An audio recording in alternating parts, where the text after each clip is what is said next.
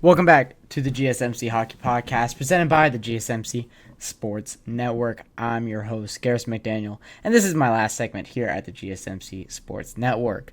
But we'll get into the sappy stuff when I close it off. We're here talking about the Edmonton Oilers, not the top 10 centers in the NHL. Forgot to switch that. The Edmonton Oilers season preview here going into the 2024-2025 NHL regular season. This team is coming off of a Stanley Cup Finals appearance where they were one game away. One goal away, or 2 goals away, really, from being Stanley Cup champions. Did they get better? Well, let's find out. Ryan Nugent-Hopkins, Connor McDavid, Zach Hyman's the first line. Same first line as it was last season. It was fantastic. Zach Hyman had 50 goals. Connor McDavid had 134 points with 100 assists. Ryan Nugent-Hopkins was a fantastic player, fantastic two-way player, really balanced out that line. Then their additions come on the second line, which is what we were calling for in the Stanley Cup Final. They add Jeff Skinner and Victor Arvidsson for that second line, surrounding Leon Draisaitl with scoring forwards that really, really help out this team. Last season, it was Dylan Holloway and Evander Kane. Now Evander Kane is still on the IR, so we don't know where he'll slot into this lineup when he does come back. However, it'll probably be down here on this third line. Jeff Skinner and Victor Arvidsson are massive upgrades on Dylan Holloway and Evander Kane. Speaking of Dylan Holloway, he's down here on the third line, playing with Adam Henrique and what I assume to be Evander Kane here on the right wing. Fourth line, Matthias Janmark, Derek Ryan, and then Corey Perry, Connor Brown are going to kind of rotate as that fourth line right winger. This forward group is good. This forward group is going to score a lot of goals, and when you have a forward group with Connor McDavid and Leon Draisaitl, well, that's just what it's going to do, right? I mean, you have goal scorers, they're going to score goals. Who would have thought? It looks very impressive. It looks very good. When you get to the defense, it also looks really good. You have Matthias Ekholm and Evan Bouchard, who are fantastic defensemen. That proved to be one of the best defensive pair in all of hockey last season. Then you have overpaid man himself, Darnell Nurse and Philip Broberg. I will never stop talking trash on Darnell Nurse. Long after I'm done here at the GSMC Sports Network, I will still be talking trash on Darnell Nurse. Just know that if I'm breathing, I'm talking trash on Darnell Nurse. This guy makes $9.25 million to do what I'm not going to say to do what I could do, but to play of AHL defenseman caliber. It's disappointing, really. Well, or it's very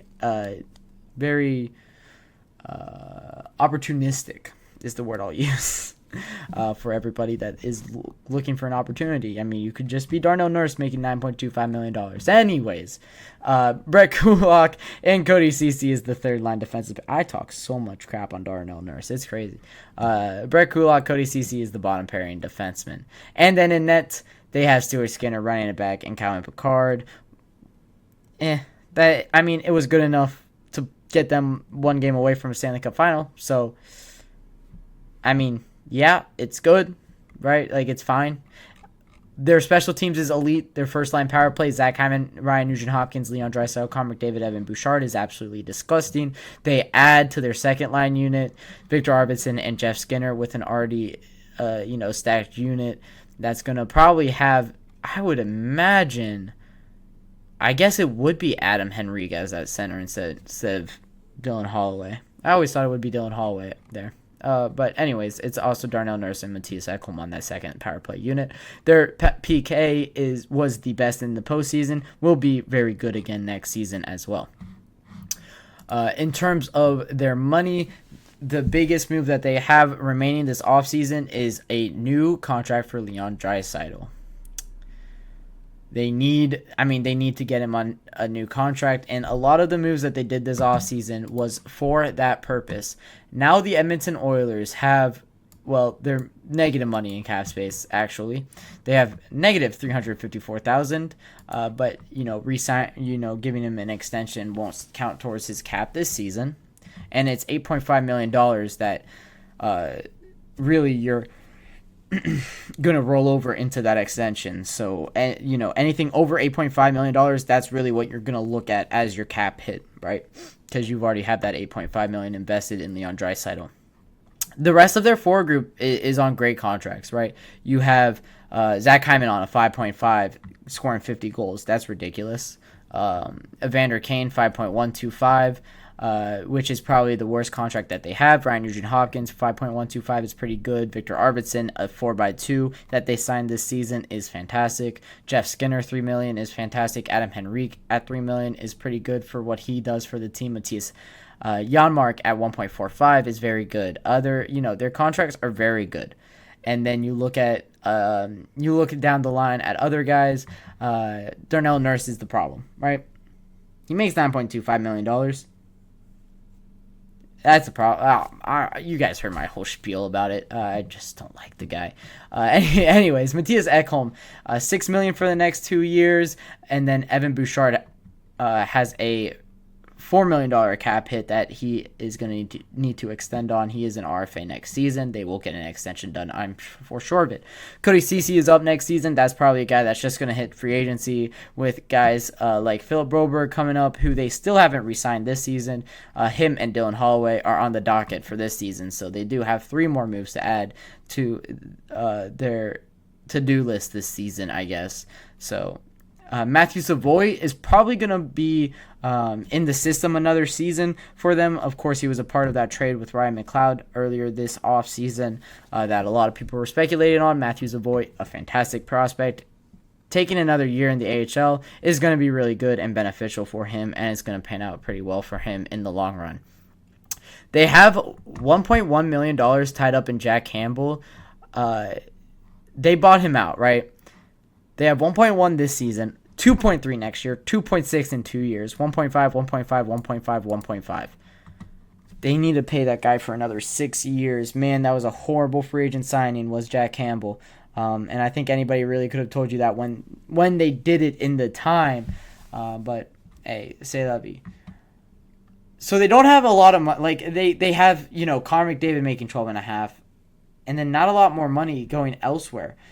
So it's rough, right, when you look at this, because you do need to extend Leon. You do need to extend Evan Bouchard. But those are problems for next season. So unlike the Dallas Stars that we talked about in the first segment, the Dallas Stars are really in long-run, built-for-success mode. Edmonton Oilers are in win-now mode. They're one game away from being champions this past season. And they add guys that can definitely help them win one more game this season, right? They add Victor Arvidsson. They add Jeff Skinner, who are fantastic players. Guys that will add success to this team. So where do I have them in the Pacific? I have them number 1 in the Pacific. I have them above the Vancouver Canucks. I have them above the, whoever else you want to put in there. Whether that's the Kings, whether that's the Vegas Golden Knights. I do have them number 1. I think everybody else in the West, or everybody else in the Pacific, got worse besides the Vancouver Canucks. And I think that the Edmonton Oilers got way, way, way better, right? It's difficult for the California teams to compete with these teams, right? With how much tax that they have to account when they do sign players. So, it's hard for guys like Anaheim and LA to have long-term success. And it's a little bit easier for Edmonton, and it's a little bit easier for Vancouver. So we're seeing that kind of play out in real time. So I do have them number 1 in the Pacific. It's a fantastic team that only got better this season. They were one game away from a Stanley Cup championship. And they definitely can be back at it. They have Connor McDavid. Their win now mode is however long Connor McDavid is on this team. So that'll wrap it up for the GSMC Hockey Podcast on this Wednesday night. Thank you all for your support for the long run. I do appreciate all the comments we've gotten in here throughout this time, talking to you guys about how you feel where the NHL world is at right now. But yeah, that'll do it for the GSMC Hockey Podcast, presented by the GSMC Sports Network. If you guys enjoyed the show, remember to like and subscribe on the GSMC Sports Network on YouTube, and follow us on TikTok, Twitter, Facebook, or Instagram if you want more content and updates. And for one last time here at the GSMC Hockey Podcast, all of you guys have a fantastic and wonderful evening.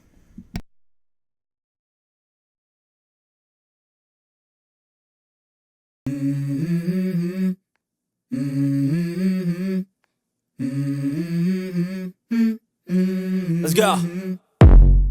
I wake up to a little bit of drool on my pillow, feel like it's gonna be a bad day. Yeah, I'm tired of shit, and the coffee ain't hit yet, damn ain't